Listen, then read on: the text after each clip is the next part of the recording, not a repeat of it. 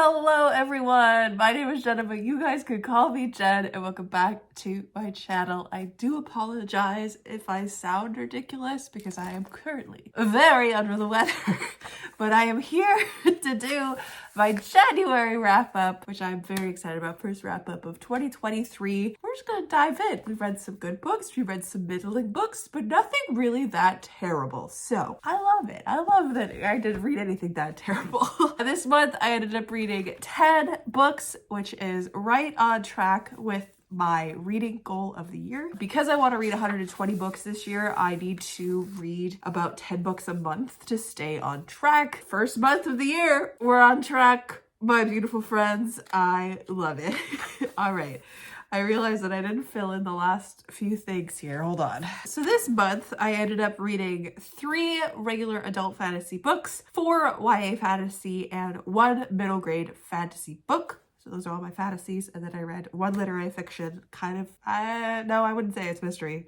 And then 1 nonfiction, which is exciting because I haven't read nonfiction in a really long time. I had 4 3 stars, 1 4 star, 2 4.5, 2 5 stars, and a no rating because I don't rate my nonfiction. And as I said, read 10 books this month. Very exciting. I will say, as a caveat, 1 of those 10 books was my own book. I counted it towards my reading goal because I did read it. I read a second story and then I edited a second story. So I counted it towards my reading goal because it is a book and I should be allowed to do that. So I counted it towards my reading goal. So maybe that's cheating. I don't know. It's like I put more effort into reading that book than the other ones because I was actually actively editing it as I was reading it through. So I make the rules on my channel and it counts. Anyways, so the 9 other books that I read this month, we started off really, really strong, which is a trend that I've noticed over the past couple years. I've ended and started the year on like really, really strong, like 4.5, 5 star books. And I think that's because a lot of the times I've been ending the year on a Brandon Sanderson. And this year I started the year on a Brandon Sanderson, which is very exciting. I read Brandon Sanderson's Words of Radiance. I tried to read this as my last book of 2022, but I didn't quite get there because it is 1,100 pages, which is valid as to why I didn't finish it last year. I got about halfway through and then I finished it in the first couple days of 2023. And this gets a 5 star from me. I liked this even more than The Way of Kings. It just did all the things that I wanted it to do. Brandon Sanderson is a freaking genius when it comes to plot and world building, and I love it so much. But yes, this is a sequel. This is the second book of the Stormlight Archives, and the Stormlight Archives is just an epic fantasy that I could not explain it to you. It's just very good. Then I ended up reading a little novella. Like, same weekend I was reading this one, so I read my longest book and my shortest book within a few days of each other, and that is Even Though I Knew the End by C.L. Polk. This is a little noir fantasy novella that is sapphic, and it's very good, but it is not a romance, and for some reason Goodreads like pitches it as a romance. It's not a romance. There is a very brutal murderer on the loose in this, and that's what the focus is. So I find it really funny that Goodreads just messes up all the time, but you know, this was very good. It's set in Chicago. It's got like divine entities in it and vampires, sort of. I think it's pitched wrong in multiple areas because it says like, I've heard this was like it was like a noir vampire novella. No. No, it's noir and sapphic and wonderful, but I could have done with more vampires, to be honest. Yeah, I ended up giving this 4 stars because I love the writing. The characters and the world were so great, and I loved how easy it was to grasp what was going on and who the characters were right away, which is so hard to do in a novella because you're given so little space. So really liked this. Then I ended up reading The Marvelers by Danielle Clayton. This was an absolutely adorable little middle grade. I ended up giving this one 4.5 stars. The writing was so delicious in this. The descriptions were wonderful, and I just had such a great time. It is the magic school trope, but done so well. And it's kind of like a magic school trope where like it's in a world where like the characters already know the magic school exists. except for one of the characters. She didn't know by this because she was like an orphan and whatever. But she's not a main character. She's just kind of like a side character who becomes friends with our main character. But yeah, our main character is just so lovable and so sweet, and her family is so vibrant and lovely. And I just really liked the look and the like analysis on othering and race and like the branches of magic in this world that aren't considered good, and how they're like accepted and taken on by this little girl who's our main character, and how they're fought back by this main character. I don't know. It was so good. You guys should read this. I'm so excited for the sequel. I adored this. This is what I wish Amari and the Night Brothers was. So I'm very glad that I got it in a different middle grade. Truly. Then I read The Girl Who Fell Beneath the Sea by Axie O. This was my friend's book club pick for the month of January. And this was blah to me. And I think it's just because it was so typical YA. It just had like the normal YA tropes and whatever. Like there were little things that I did like throughout it, but I just found it not engaging. I don't know. It was to me, after I read that one, I wanted to like run screaming to my friend who picked it and ended up giving the book like 4.5 stars, that like, here's a better one. And I wanted to show her Six Crimson Cranes, because that one I think did a lot of the things that this book tried to do, but like so much better. So I think if you're looking for a like fairy tale retelling of a specific myth, try Six Crimson Cranes before you do this one, because Six Crimson Cranes is much better than this one, in my opinion. But yeah, like it wasn't bad in any means, and the ending was pretty okay. So I ended up giving this with 3 stars, but like in retrospect, it's probably 2.5, but it's fine. We're gonna leave it at a 3. Then I reread Legendborn by Tracy Dion, because this was in preparation for me to dive into Bloodmarked, which I am currently reading now. I have, as you guys know, the worst memory in the world, so rereading books is an absolute joy and a must for me when I have sequels that are, you know, coming out so long after I've read the first book. And so long meaning like a year or more, because, and I know that's like standard in the publishing world, like for it to be like a year apart. This one I think was 2 years apart, if I remember correctly. It's like a long awaited sequel, but I needed to reread this because I remembered very, very, very little about it. I think I dropped it a 0.5 star for the first time I read this. The first time I read this, I gave this 5 stars, but it's still one of my favorite YA fantasy books ever. It's one of the only ones that really works for me. As you guys know, I just don't do YA fantasy a lot anymore because they just don't work for me anymore as a reader, which is totally fine. Reading evolves. But yeah, this one I gave 4.5 stars. Loved it, loved it, loved it. Loved reliving the world and getting all these details that I didn't get the first time, or I forgot from the first time around. So loved this and highly recommend it. I am not telling you what any of these books are about. Oh no. I'm sorry, my brain is cotton. Okay, Words of Radiance, I can't really explain what it's about. This one I can't either because it's a novella, you gotta go in pretty blind. The Marvelers, as I said, it's like a little girl goes to magical school. She is of a branch of magic that has not been allowed in the marveling school ever, and she's like unearthing all these like mysteries around that. And The Girl Who Fell Beneath the Sea is about a girl who sacrifices herself to save her brother's beloved, who is the person who is going to be sacrificed to the sea god, which is like this ritual in their place. So she takes the place of this bride, and then she becomes the sea god's bride, and she gets stuck in the underworld, and she has like 30 days to like figure out how to like fix the situation in the sea god's realm. Otherwise she's gonna die. There's that. And it's like a romance, you know, typical YA. Legendborn.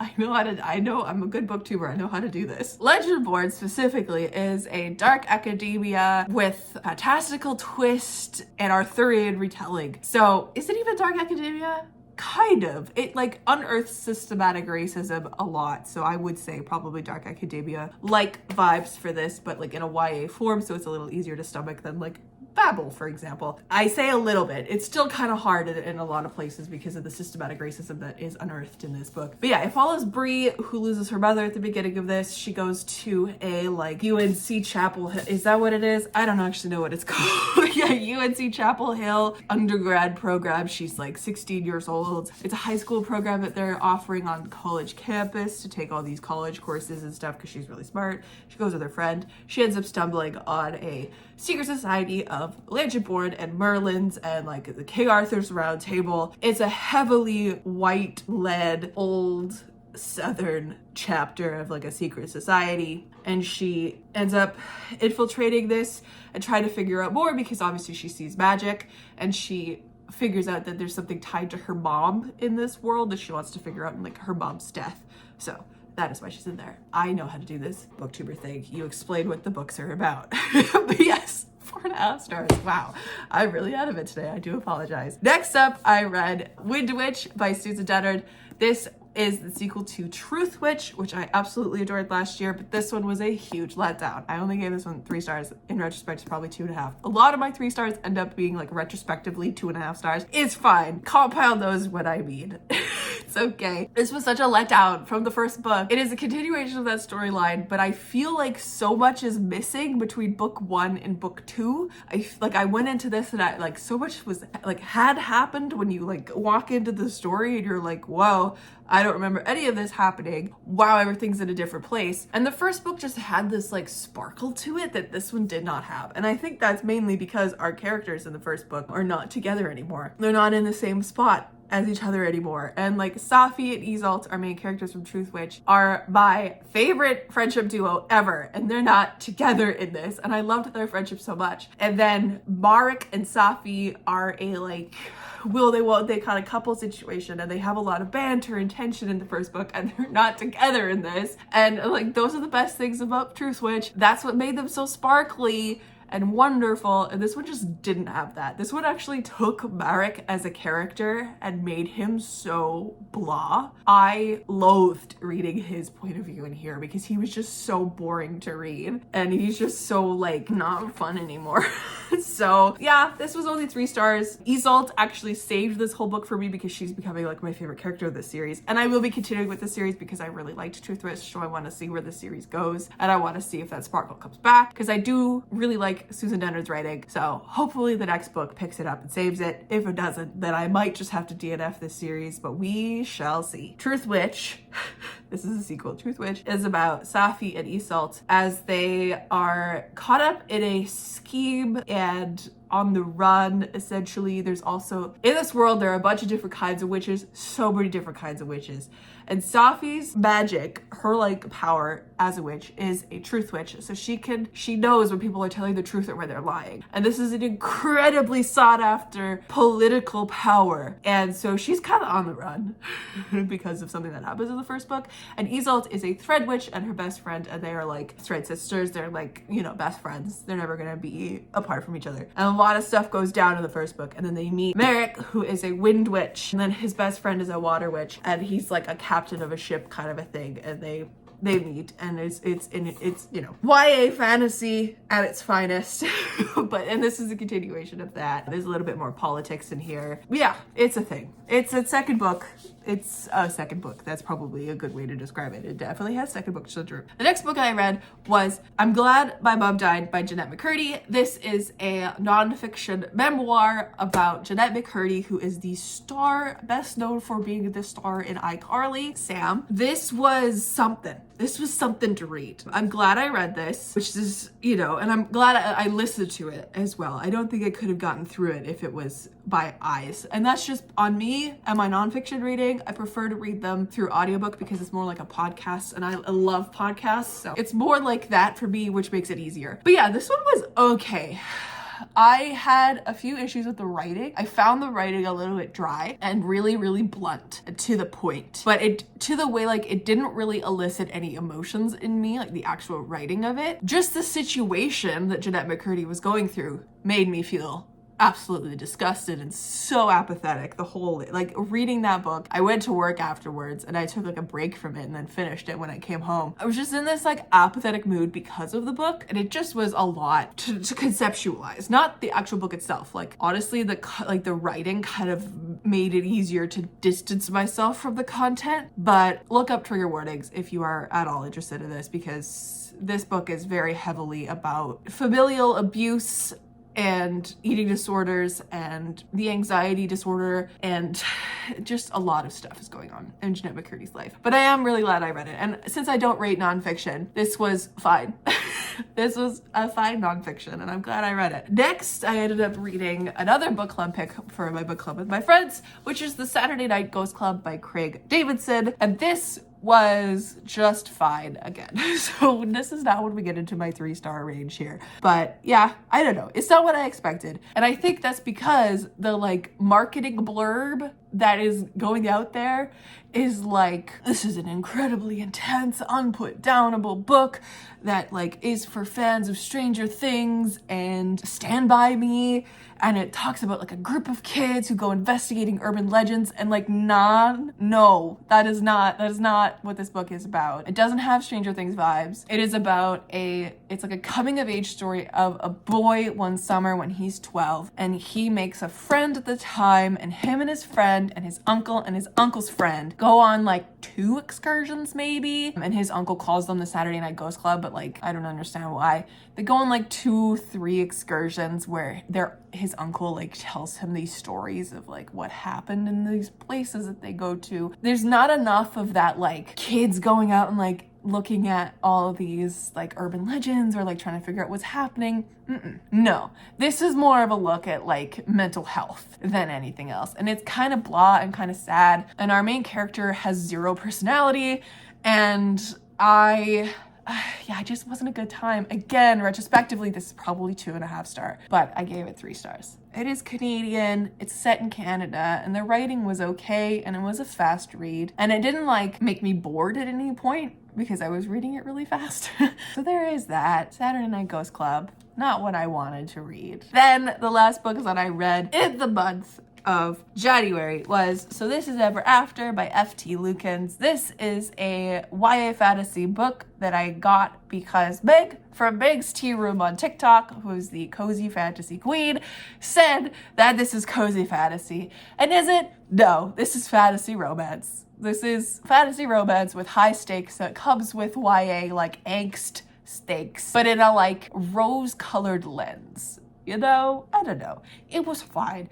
I had too much of a hard time turning off the eye rolling part of my brain when I was reading this to be able to actually enjoy it. It was, I explained this in my vlog and I said it was too juvenile, which is the one thing that I hate when people review YA books. They say that it's too juvenile because it's a YA book. It's supposed to be juvenile. And I have to remind myself of that. Like, these kids are acting like kids, and that's good because they are kids. They're like teenagers. Our main character is 17 turning 18. There are some instances of language in here that I found kind of off-putting. Like, there is 3 or 4 instances of where our main character says an inconvenient boner, and I'm like, there's no need for that. There's no need for this right now. No, this is just trying to be like, look, I'm a kid and I'm a teenage boy and I make dick jokes. Like, no, we don't need that. We really don't need that right now. Like, it didn't fit and was not needed.